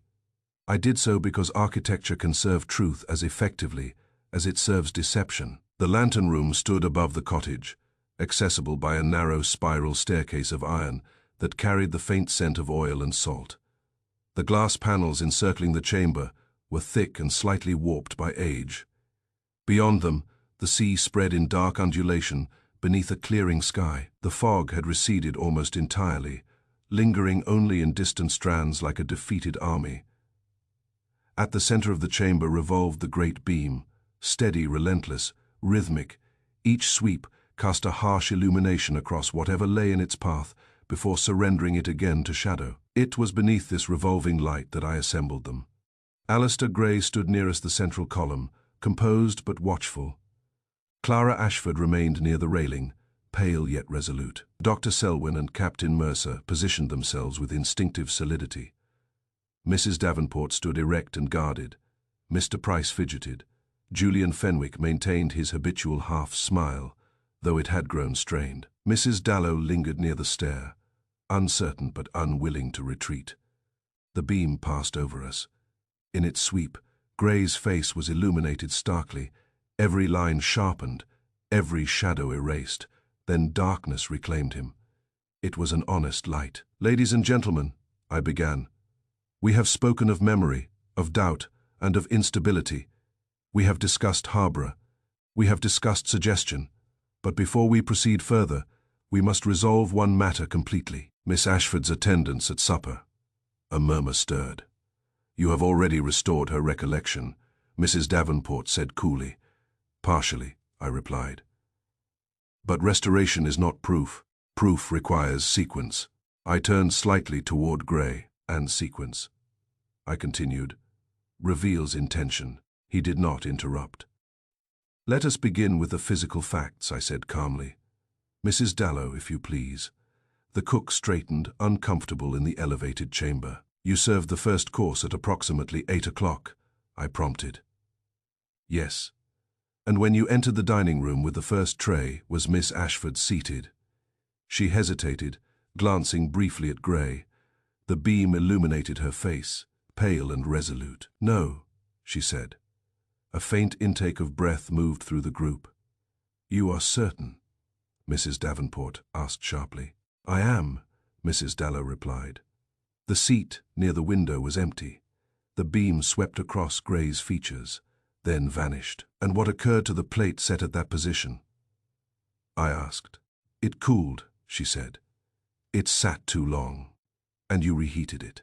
"Yes." "Before returning it to the table?" "Yes." "So," I said, turning slightly toward the others, "we have established timed delay. The reheated plate marks it. Miss Ashford was not present at the beginning of supper." Clara closed her eyes briefly, as though accepting a verdict she now understood. Gray spoke at last. "She may have stepped out momentarily." "A moment," I replied evenly, "does not cool sea base." A ripple of uneasy acknowledgement passed among the guests. "Next," I continued, "the wine." I produced one of the glasses from my pocket. Not the glass itself, of course, but a small cloth bearing the faint residue I had preserved earlier. 2 bottles were opened. 7 guests were seated. Yet one glass was polished to unnatural clarity. Gray's jaw tightened. "You have already made this point," he said. "I will make it again," I replied calmly. 6 glasses bore the honest smudges of use. 1 did not. 1 was wiped. "Perhaps it was unused," Mr. Price ventured weakly. "Then one of you drank nothing," I said. Silence. No one claimed abstinence. "Indeed," I continued, "Miss Ashford recalls 2 glasses." Clara nodded faintly. "And if she drank," I said softly, "then her glass was wiped, erased." The beam passed again, illuminating Gray's face in stark intervals, like truth breaking through denial.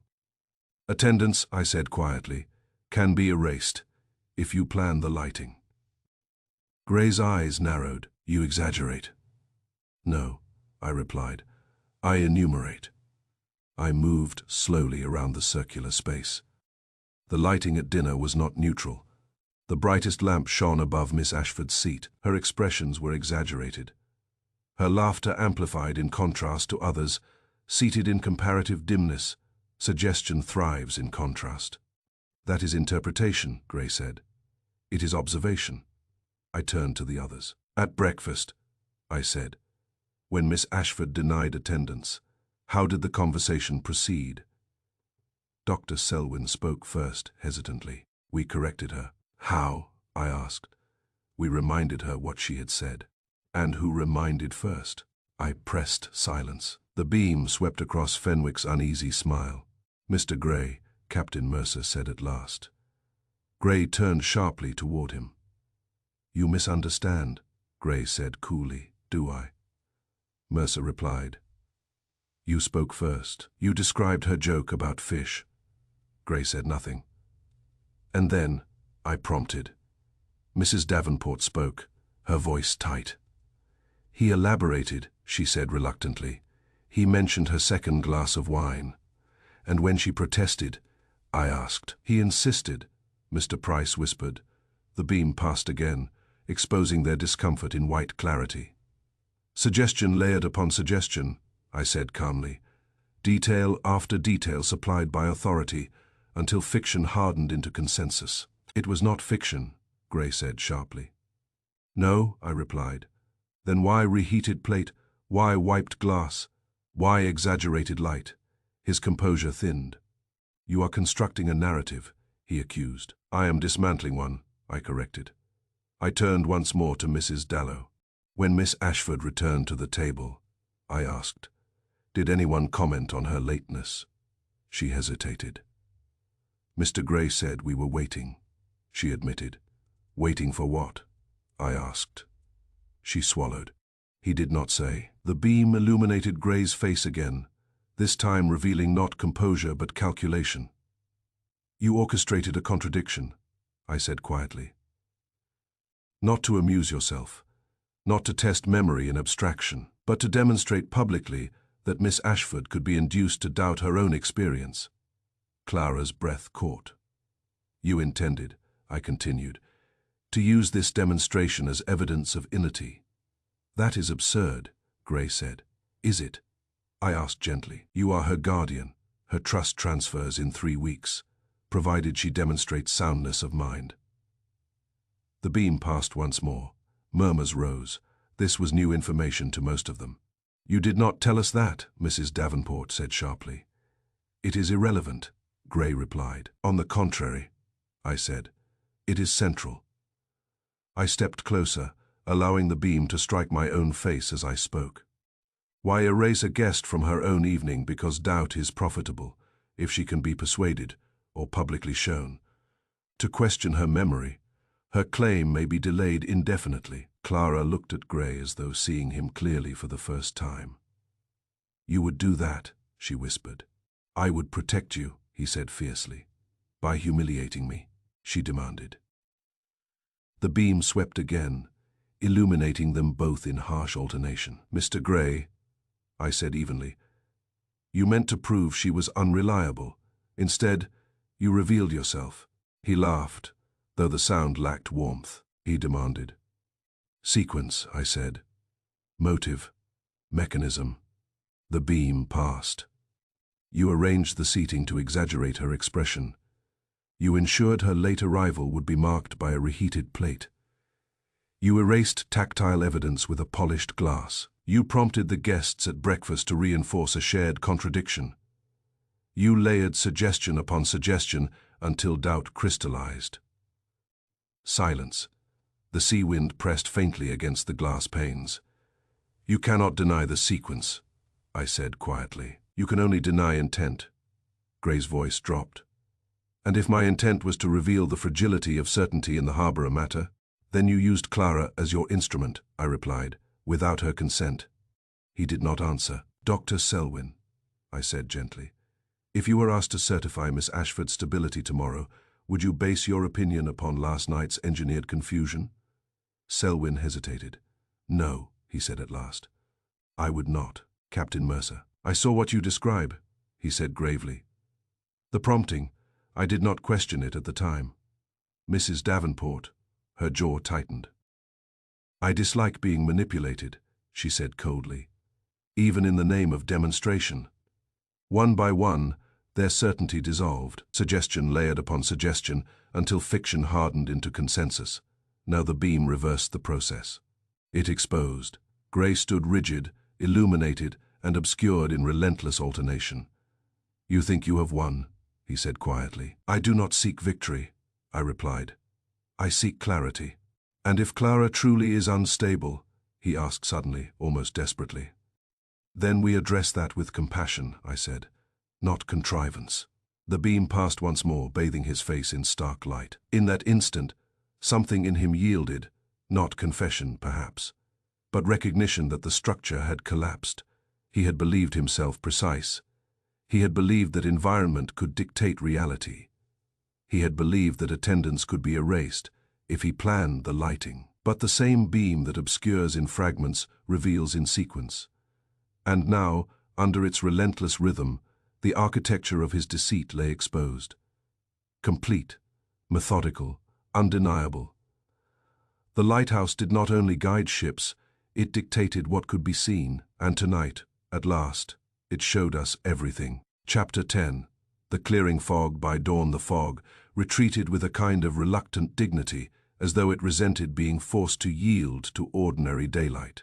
The coastline emerged in pieces, first the nearest rocks, wet and black, then the narrow path that clung to the cliff's spine, then the distant line where sea met sky in a clean, unarguable horizon. In the pale morning light, the lighthouse cottage looked smaller than it had in mist, less like a fortress, and more like a house that had tried, briefly, to pretend it was a world. I stood at the window of the lantern room and watched the beam complete its slow revolutions. Still turning, though it was scarcely needed now. There is something stubborn about machines that have been built to guard life. They do not relax simply because danger appears absent. They keep watch. They repeat their duty. In that persistence, there is a lesson for human beings who so often believe that once a lie has been spoken, once a story has been accepted, it will remain fixed forever.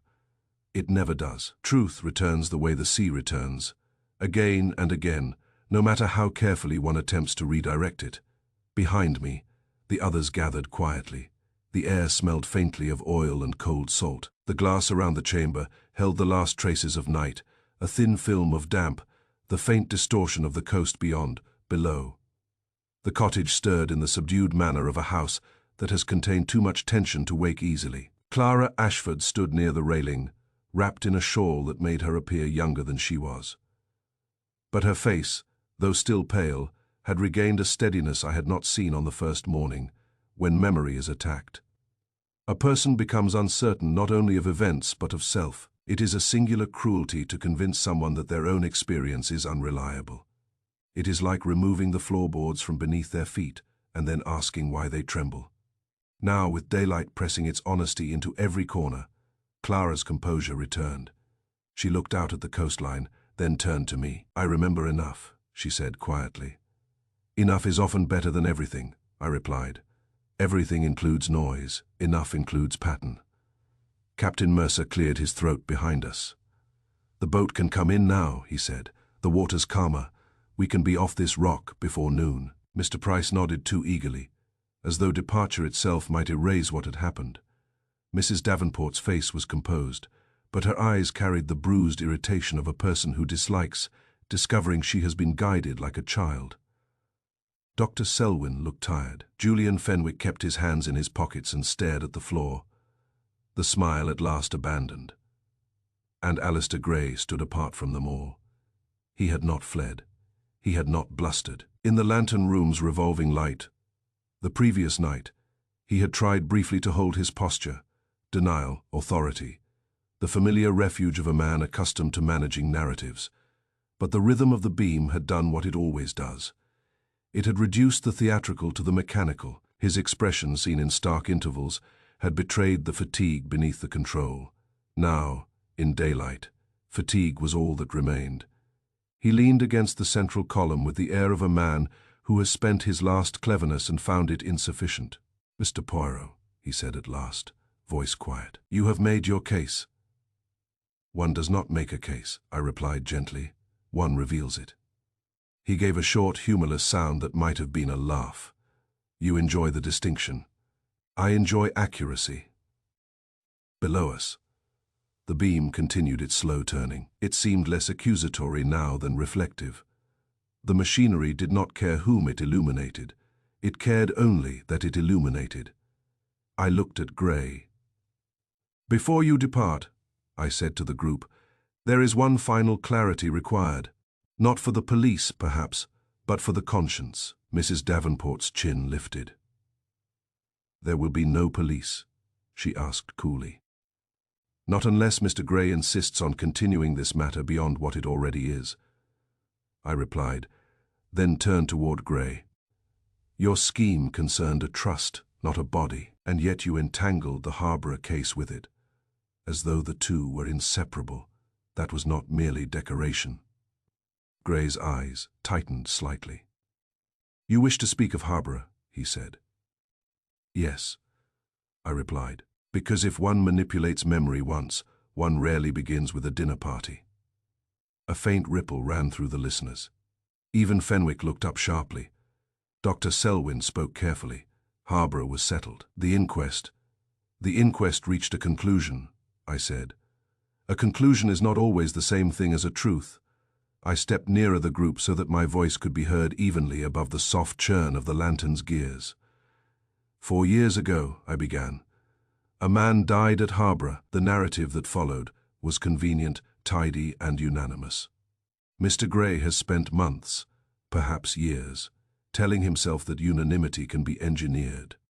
Last night he proved it to himself by attempting it again. The method was the same: isolate, control conditions, supply details, strengthen consensus, and allow the majority to overwrite the individual. Captain Mercer's face darkened. You imply Harborough was engineered. I imply Harborough was guided, I replied. As last night was guided. Gray's jaw tightened. You know nothing of it, he said. I know enough, I replied calmly. Because you left the traces, as you always do when you believe yourself too clever to be caught. He stared at me, but I continued without raising my voice. You worked in maritime insurance, I said. You know documents, claims, incentives at Harborough. There was a policy, and there was a payout. A man died, and the conclusion suited the distribution of money. Mr. Price swallowed. What are you saying? I am saying, I replied, that the Harborough certainty was profitable, just as doubt about Clara's stability would have been profitable. Clara stiffened, but she did not speak. She was listening with the intensity of someone hearing the shape of her own life described by another. I turned toward Gray. You invited these guests because each one held a piece of Harborough, I said. Captain Mercer saw something from the cliff path. Dr. Selwyn signed a report. Mr. Price handled documents. Mrs. Davenport knew the deceased socially. Mr. Fenwick. I allowed my gaze to rest on him, provided the charm that persuades people to stop asking questions. Fenwick's throat moved. He did not deny it. And Clara? Mrs. Davenport demanded. How does she fit in? She does not fit Harborough, I replied. She fits your second design. She is the instrument you used to demonstrate your method. Gray's eyes flashed briefly. Then the flash died. Very well, he said quietly. You have your stage. Speak the rest. I nodded once. I had no desire to savor the moment. A revelation scene, if it is to be just, must not be crueler than necessary. Last night, I said, we proved 3 things. First, Miss Ashford arrived after the first course. Mrs. Dallow's reheated plate marks the time delay. Miss Ashford's own restored fragments confirm it. Second, her participation was altered in the record. The wiped glass erased tactile evidence. It was either unused, which none of you claimed, or it was cleaned to remove the evidence of touch. Mr. Gray's explanation, that he polishes immediately, fails because only one glass was unnaturally clear. Third, the collective memory at breakfast was not spontaneous. It was prompted. Mr. Gray supplied details repeatedly until each of you, meaning well, reinforced them. Suggestion layered upon suggestion until fiction hardened into consensus. I let the words settle. In daylight, the simplicity of it was almost humiliating. So what? Gray said, his voice rougher now. You have shown I arranged a demonstration, that is all. No, I replied, because of the motive. I turned slightly toward Clara. Miss Ashford's trust transfers upon her demonstration of soundness of mind, I said, and watched the way several faces changed as the full ugliness of that fact finally rooted itself in them. Mr. Gray, her guardian, controls the accounts until then. A public display of her doubting her own experience could delay the transfer. Doubt is profitable to those who manage certainty. Gray's mouth tightened. He did not deny it now. Denial would have been ridiculous. Mrs. Davenport's voice cut through the silence. You were going to use us. Gray's eyes went to her. You came willingly. We came under false pretenses, she snapped. And you, Captain Mercer said, voice controlled, we're going to put this young woman in a cage made of other people's confidence. Clara's breath trembled, but she lifted her chin. "You have kept notes on me," she said to Gray. "Haven't you?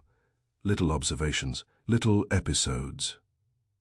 Gray did not look away. He was no longer performing. "Yes," he said quietly. "I did, to protect me," she said bitterly.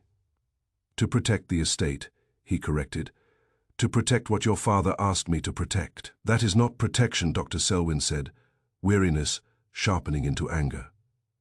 "That is possession." Gray's shoulders sagged slightly, as though the word had struck something tender. "You are all very righteous," he said. "But none of you knew Clara's mother. None of you saw what it does to a family. Her father begged me, to ensure the money did not become fuel for ruin."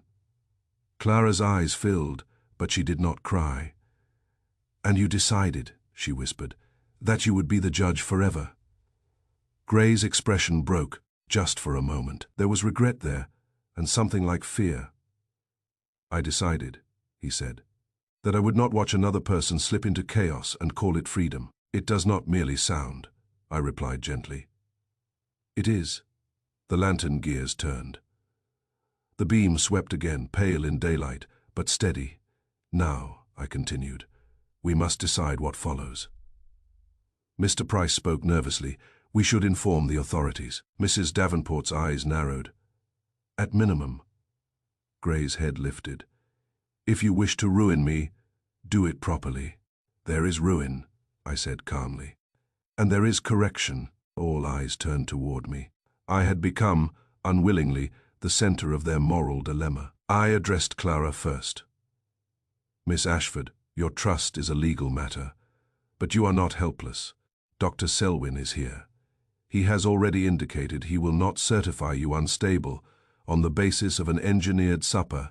Mrs. Davenport and Captain Mercer have seen the mechanism. Mr. Price, as a solicitor, understands what it means when a guardian manufactures doubt." Mr. Price swallowed, then nodded faintly. "Yes, I do." "And you," I said to Gray, "will not continue this. If you do, you will find that the same witnesses you intended to use will testify against you." Gray's eyes closed briefly. "You will strip me of guardianship," he murmured. "The law may," I replied, "but more importantly, your own design has stripped you of credibility." He opened his eyes again. He looked suddenly older than his years. "I did not expect you," he said quietly. "No one expects me," I replied. "That is often my advantage." A faint, bleak smile flickered on his lips and vanished. Clara drew a shaky breath. "Will I be free?" she asked. It was a simple question, and it carried the weight of every controlled year. "Yes," I said gently, not without difficulty, but yes. She pressed a hand to her throat, as though to contain a sob that wanted to become sound. "Thank you," she whispered. Then, because truth prefers completeness, I returned to Harborough. "One final point," I said.